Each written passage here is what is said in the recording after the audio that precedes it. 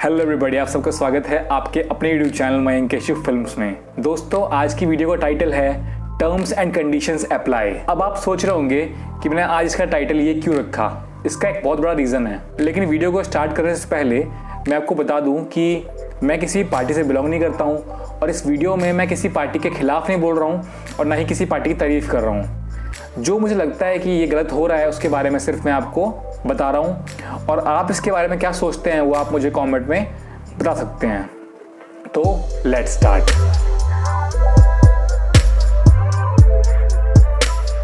आप लोगों ने नोटिस किया होगा कि सरकार जो है बहुत सारे स्कीम्स निकालती हैं, योजनाएं निकालती हैं, बैंक भी बहुत सारे स्कीम्स निकालती हैं, योजनाएं निकालती हैं, बहुत से पैसे जो हैं वो लोग अनाउंस करते हैं कि हम लोग इनको देंगे। लेकिन क्या आम जनता को ये पैसे पहुंचते हैं और क्या उनको इन स्कीम्स का फ़ायदा होता है? सबसे पहले बात करते हैं कि जब कोरोना वायरस स्टार्ट हुआ था, उसके बाद जब लॉकडाउन हुआ, तब आरबीआई ने ईएमआई की एक मोरेटोरियम स्कीम निकाली। अब दोस्तों, मोरेटोरियम का मतलब होता है temporary suspension of a law, यानी कि किसी लॉ को कुछ दिनों के लिए फिलहाल सस्पेंड कर देना। इस स्कीम के तहत उन्होंने ये दिखाया कि जो भी लोन्स की ईएमआई होगी वो जो है उनको नहीं देना होगा, उसको हम एक्सटेंड कर देंगे। लेकिन इसमें भी टर्म्स एंड कंडीशंस हैं। वो देखिए कैसे। कुछ होम लोन्स हैं, जैसे कि वो 20 साल का है तो वो तो 20 साल 3 महीने हो गया, 3 महीने एक्सटेंड हो गया। मतलब जो मोरेटोरियम के लिए अप्लाई करेगा उसको जो भी इंटरेस्ट बनेगा इन 3 महीनों में वो तो पूरा का पूरा देना ही होगा, लेकिन उसको जो 3 महीने बाद देना होगा।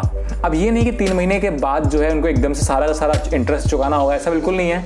उसको मतलब बांट दिया जाएगा कुछ हिस्सों में, लेकिन आप खुद सोचिए उनको 3 महीने का इंटरेस्ट तो देना ही होगा। तो फिर फायदा क्या हुआ इस मोरेटोरियम का? यहाँ तो जो मोरेटोरियम का मतलब है वो तो फॉलो ही नहीं हो रहा ठीक से।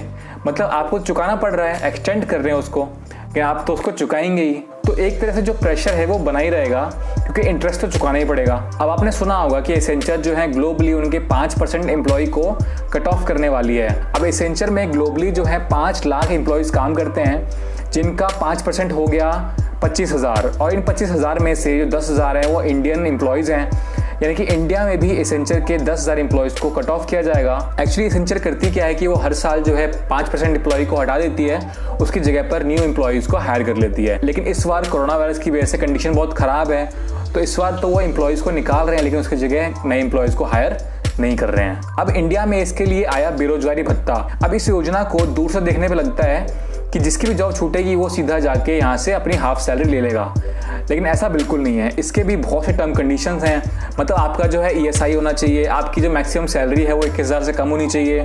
मतलब बहुत सी टर्म्स कंडीशंस हैं, और जितना आसान दिखाते हैं उतना होता नहीं है। बिकॉज गवर्नमेंट तो अनाउंस करती है कि 20 लाख करोड़ 30 लाख करोड़ इतना जो है गरीबों में बटेगा, लेकिन मुझे लगता नहीं है कि इतना जो है गरीबों में एक्चुअली बढ़ता है। अब बात करते हैं कुछ पेंशन योजनाओं की।